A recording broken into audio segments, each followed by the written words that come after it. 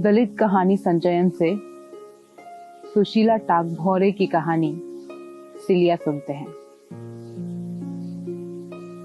नानी प्यार से उसे सिलिया ही कहती थी। बड़े भैया ने अपनी शिक्षा प्राप्त कर सूझबूझ के साथ उसका नाम शैलजा रखा था। माँ पिताजी की वो सिल्ली रानी थी। सिलिया 11वीं कक्षा में पढ़ रही थी। सांवली सलोनी, मासूम, भोली, सरल और गंभीर स्वभाव वाली सिलिया स्वस्थ देह के कारण अपनी उम्र से कुछ ज्यादा ही लगती थी। इसी वर्ष 1960 की सबसे अधिक विशिष्ट घटना घटी। हिंदी अखबार नई दुनिया में विज्ञापन छपा, शूद्र वर्ण की वधू चाहिए। मध्य प्रदेश की राजधानी भोपाल के जाने माने युवा नेता सेठी जी अछूत कन्या के साथ विवाह करके समाज के सामने एक आदर्श रखना चाहते थे। उनकी केवल एक ही शर्त थी कि लड़की कम से कम मैट्रिक हो। मध्य प्रदेश के होशंगाबाद जिले के इस छोटे से गांव में भी विज्ञापन को पढ़कर हलचल मची थी। गांव के पढ़े लिखे लोगों ने, ब्राह्मण बनियों ने सिलिया की मां को सलाह दी, तुम्हारी बेटी तो मैट्रिक पढ़ रही है, बहुत होशियार और समझदार भी है। तुम उसका फोटो, नाम, पता और परिचय लिखकर भेज दो। तुम्हारी बेटी के तो भाग्य खुल जाएंगे, राज करेगी। सेठी जी बहुत बड़े आदमी हैं, तुम्हारी बेटी की किस्मत अच्छी है। सिलिया की माँ अधिक जिरह में न पड़ केवल इतना ही कहती, हाँ भैया हाँ, जी हाँ दादाजी, हाँ बाई जी, सोच विचार करेंगे। सिलिया के साथ पढ़ने वाली सहेलियां उसे छेड़ती, हंसती और मजाक करती, मगर सिलिया इस बात का कोई सिर पैर नहीं पकड़ पाती।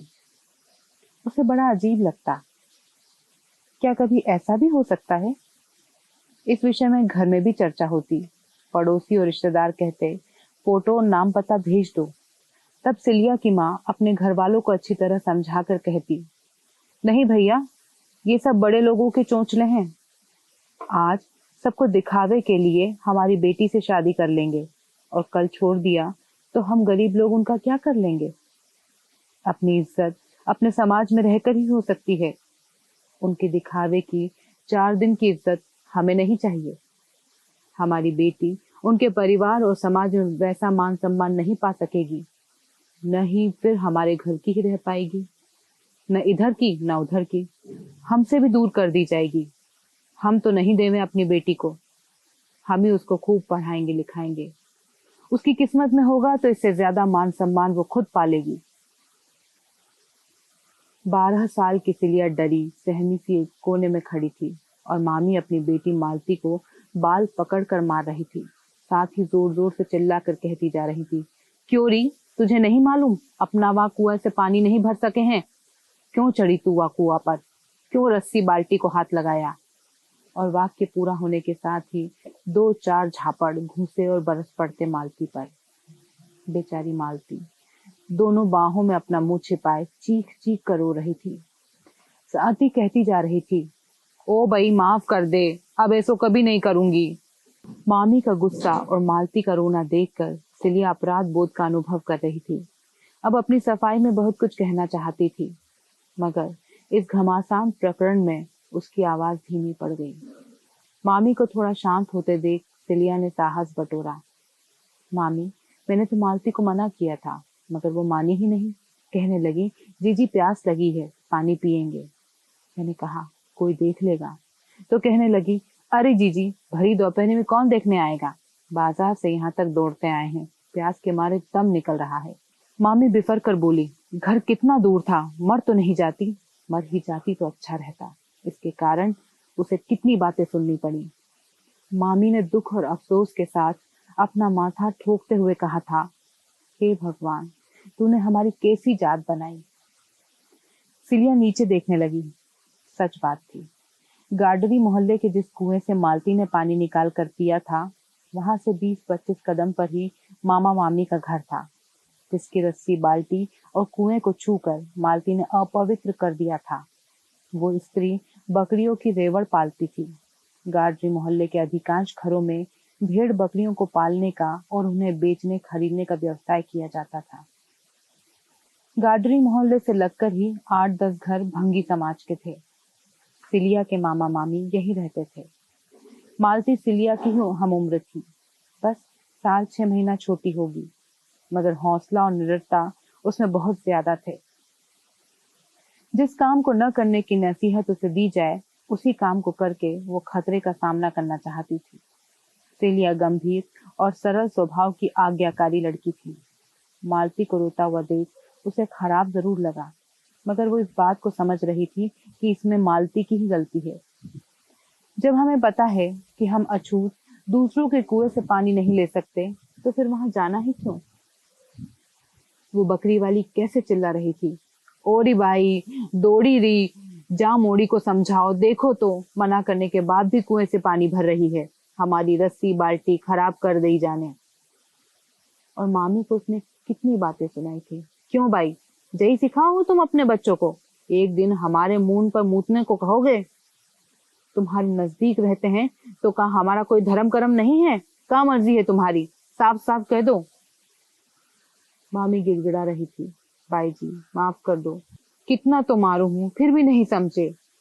और मामी वहीं से मालती को मारती हुई घर लाई थी। बेचारी मालती। सिलिया सोच रही थी कि भगवान उसे जल्द ही अक्ल दे देंगे, तब वो ऐसे काम नहीं किया करेगी। इसके 1 साल पहले की बात है। 5वीं कक्षा के टूर्नामेंट हो रहे थे।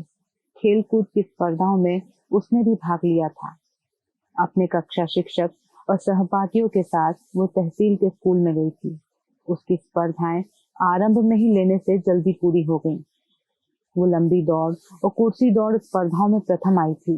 वो अपनी खो खो टीम की कैप्टन थी और खो खो की स्पर्धा में उसी के कारण जीत मिली थी। खेलकूद के शिक्षक गोपाल प्रसाद ठाकुर जी ने सबके सामने उसकी बहुत तारीफ की थी। साथ ही पूछा था, शैलजा, यहाँ तहसील में तुम्हारे रिश्तेदार रहते होंगे, तुम वहां जाना चाहती हो? हमें पता बताओ, हम पहुंचा देंगे। सिलिया मामा मामी के घर का पता जानती थी, मगर शिक्षकों के समक्ष उनका पता बताने में से संकोच हो रहा था। शर्म के मारे वो नहीं बता पाई। उसने कहा, मुझे तो यहाँ किसी का भी पता मालूम नहीं। तब सर ने उसकी सहेली हेमलता से कहा था, हेमलता, इसे अपनी बहन के घर ले जाओ, शाम को सभी एक साथ गांव लौटेंगे, तब तक ये वहां आराम कर लेगी। हेमलता ठाकुर सिलिया के साथ ही 5वीं कक्षा में पढ़ती थी। उसकी बड़ी बहन का ससुराल तहसील में था। उनका घर तहसील के स्कूल के पास ही था। हेमलता सिलिया को लेकर बहन के घर आई। बहन की सास ने हंसकर उनका स्वागत किया। हेमलता को पानी का गिलास दिया। दूसरा गिलास हाथ में लेकर सिलिया से पूछने लगी, कौन है, किसकी बेटी है, कौन ठाकुर है? सिलिया कुछ कह न सकी। हेमलता ने कहा, मौसी जी मेरी सहेली है, साथ में आई है। इसके मामा मामी यहाँ रहते हैं, मगर इसे उनका पता नहीं मालूम। बहन की सास उसे ध्यान से देखते हुए विचार करती रही। फिर हेमलता से जाति के विषय में पूछा। हेमलता ने धीरे से बता दिया। उसे लगा, जाति सुनकर मौसी जी 1 मिनट के लिए चौंकी। उसे लगा, जाति सुनकर मौसी जी 1 मिनट के लिए चौंकी, पर उन्होंने अपने आप को संयत करते हुए सिलिया से पूछा, गार्डरी मोहल्ले के पास रहते हैं? सिलिया ने हाँ कहकर सिर झुका लिया। तब मौसी जी ने अतिरिक्त प्रेम जताते हुए कहा, कोई बात नहीं बेटी, हमारा भैया तुम्हें साइकिल पर बिठा के छोड़ आएगा। ऐसा कहते हुए मौसी जी पानी का गिलास लेकर वापस अंदर चली गई। सिलिया को प्यास लगी थी, मगर वो मौसी जी से पानी मांगने की हिम्मत नहीं कर सकी। मौसी जी के बेटे ने उसे गार्डरी मोहल्ले के पास छोड़ दिया था। सिलिया रास्ते भर कुड़ती आ रही थी। आखिर उसे प्यास लगी थी तो उसने मौसी जी से पानी क्यों नहीं मांग कर पिया। तब मौसी के चेहरे पर एक क्षण के लिए आया भाव उसकी नजरों में तैर गया। कितना मुखौटा चढ़ाए रखते हैं ये लोग।